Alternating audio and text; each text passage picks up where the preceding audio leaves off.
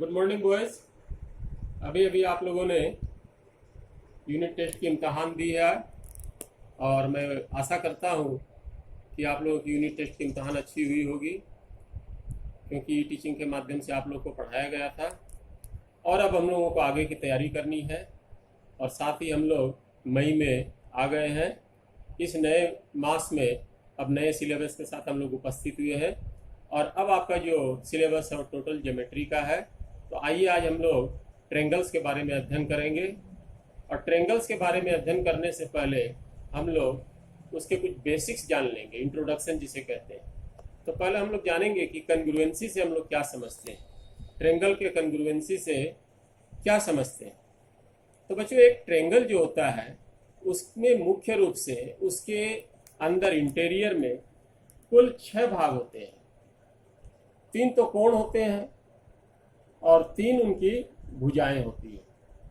अब इन 3 कोणों को और 3 भुजाओं को, इनको मद्देनजर रखकर हम लोगों को ये निर्धारित करना है कि दिए गए 2 त्रिभुज आपस में सर्वांगसम है कि नहीं।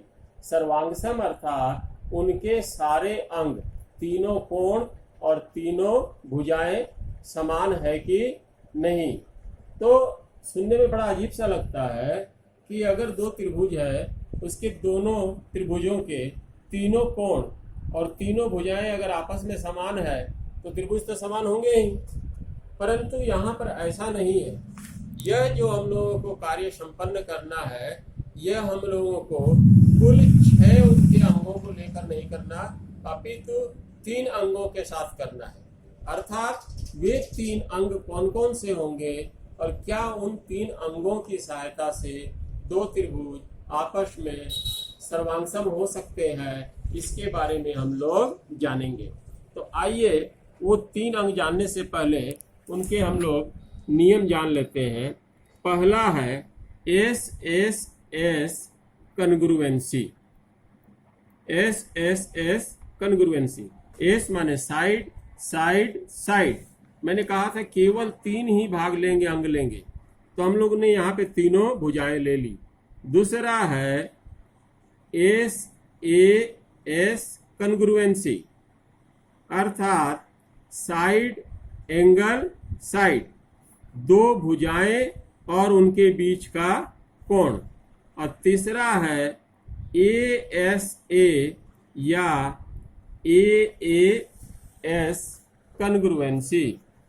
ठीक है, इन तीनों के बारे में हम लोग अध्ययन करेंगे। इसके अलावा भी एक है, वो बाद में हम लोग पढ़ेंगे, RHS। ठीक है ना, कन्ग्रुएंसी के बारे में। तो पहले हम लोग SSS के बारे में जानते हैं। और इन सब चीज़ों को बच्चों आप लोग बड़े ध्यान से समझोगे, क्योंकि यही आपका आधार है। इसी पर सारा ज्योमेट्री होगा। जो इसको ढंग से नहीं समझोगे तो आपको बहुत तकलीफ होगी। मान लीजिए ये 2 त्रिभुज है। हम लोगों के पास गिवन में 2 त्रिभुज है, त्रिभुज ABC और त्रिभुज DEF। तो यहाँ पे 1 2 3 भुजाएं हो गई और 1 2 3 कोण, 6 हो गए। हम लोग को 3 लेना है। कौन सा 3 लेना है? SSS। तो मान लीजिए इसकी AB भुजा इस त्रिभुज की DE के बराबर है, इसकी BC भुजा इसके EF के बराबर है और इसकी AC भुजा इसकी बराबर है। मान लीजिए यह 3 सेंटीमीटर है तो ये भी 3 होगी, ये 4 है तो ये भी 4 होगी, और ये 5 है तो ये भी कितनी होगी? 5 होगी। तो हम लोग लिखेंगे कैसे कि AB बराबर DE और BC किसके बराबर है जी? EF, और AC बराबर DF। इसलिए त्रिभुज ABC सर्वांगसम के चिन्ह देखो ऐसे देंगे, सर्वांगसम त्रिभुज DEF हो गया। किस नियम से हुआ? क्यों हुआ? तो क्योंकि हम लोग जानते थे SSS, अर्थात लिखेंगे बाई SSS कन्ग्रुएंसी, माने इस नियम से हुआ, बाई SSS। अब हम लोग कह सकते हैं, इसलिए यहाँ पर क्या मिलेगा हम लोग को? कोण B जो है कोण E के बराबर हो जाएगा, कोण C कोण F के बराबर हो जाएगा और कोण A बराबर हो जाएगा कोण D के। इसे कहते हैं हम लोग CPCT, congruent parts of corresponding triangle. Congruent part माने ये सब पार्ट सब बराबर है, कोरोस्पोंडिंग ट्रेंगल माने ये दो ट्रेंगल, ये पहला त्रिभुज है और ये दूसरा। तो समझ में आ गया आपको पहला SSS। अब दूसरा आते हैं SAS। ये बच्चों थोड़ा सा होशियार रहोगे, ये थोड़ा सा क्रिटिकल है, इसमें प्रायः सारे बच्चे गलती कर जाते हैं। मैं उम्मीद करता हूँ कि मेरे परिश्रम आप लोग व्यर्थ नहीं होने दोगे और समझोगे। तो SAS ख्याल करोगे, दो भुजाएं और बीच का कोण। मान लीजिए दो भुजा हम लोग लिए, AB DE के बराबर है और BC EF के बराबर है। तो इन दोनों भुजाओं के बीच का कोण होगा B और इन दोनों भुजाओं के बीच का कोण होगा E। अगर कोई लड़का ऐसे लिखता है कि भुजाएं तो बराबर ले ली किंतु कोण लिया C और यहाँ लिया कोण F, तो यह कन्ग्रुएंट नहीं होगा। क्लियर हो गया? जब भी भुजाएं लेंगे, अगर कोई लड़का AC भुजा लेता है और BC लेता है तो यहाँ पर DF और EF लेता है, तब इन दोनों भुजाओं के बीच का कोण C होगा और इन दोनों भुजाओं के बीच का कोण F होगा। क्लियर? लिखेंगे वैसे ही, गिवन त्रिभुज ABC तथा त्रिभुज DEF में तो क्या क्या मिला? AB बराबर D मिल गया आपको, BC बराबर EF मिल गया, और कोण कौन सा मिला? ये B। तो ABC लिखेंगे और इस कोण को क्या लिखेंगे? DEF। इसलिए त्रिभुज ABC कन्ग्रुएंट टू त्रिभुज DEF। कारण लिखना पड़ेगा बाई SAS कन्ग्रुएंसी। समझ गए? अब इसमें CPCT, दो भुजाएं हो गई तो तीसरी भुजा कौन बची? AC बराबर DF। एक कोण हो चुका हम लोग का ABC, ये कोण हो चुका, तो अब कौन बचा? कोण A।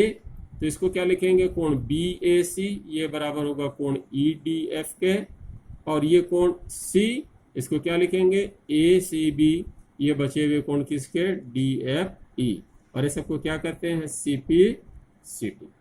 तो क्लियर हो गया? अब तीसरे में आते हैं ASA। यहां दो कोण और एक भुजा है, ठीक है, किंतु जान लोगे इसमें जैसे था कि दो भुजा और बीच का कोण, यहां ऐसा नहीं है कि दो भुजा और दो कोण और बीच की भुजा, ऐसा नहीं है। इसीलिए इसे या AAS भी लिखते हैं, कोई भी दो कोण और कोई भी एक भुजा। तो मान लीजिए एक त्रिभुज ये है और एक त्रिभुज ये है ABC और ये है DEF। कोई भी दो कोण, तो ये कोण इसके बराबर ले लेते हैं और ये कोण इसके बराबर ले लेते हैं, और कोई भी एक भुजा ले लीजिए, ये भुजा इसके बराबर। ठीक है? तो गिवन, या हम लोग डायरेक्ट लेते हैं, त्रिभुज ABC और त्रिभुज DEF में क्या लिए थे? देखिए कोण B, तो कोण ABC, यहाँ कौन है? E है, तो कोण DEF। ठीक है? फिर कौन सा लिए हम लोग? कोण C लिए हैं, तो कोण ACB बराबर कोण DFE, और एक भुजा लिए थे, भुजा कोई भी ले सकते हो, BC बराबर E है। इसलिए त्रिभुज ABC सर्वांगसम त्रिभुज DEF बाई क्या नियम लगा? जी बिल्कुल सही, ASA कन्ग्रुएंसी, ASA कन्ग्रुएंसी। अब यहाँ CPCT में क्या मिलेंगे? तो आपको दो कोण मिल चुके हैं, तीसरा कोण ढूंढो। ये है कोण BAC बराबर कोण EDF, और क्या मिला? एक भुजा मिल चुकी, बची कौन? AB, ये बराबर होगी DE के, और AC ये बराबर होगी DF के। ठीक है? इसे क्या बोलेंगे हम लोग? CPCT है, congruent parts of corresponding triangle. Clear बच्चों? इसे आप लोग अपनी कॉपी में लिख लोगे और अपडेट करोगे और प्रैक्टिस करोगे। Okay boys, good bye.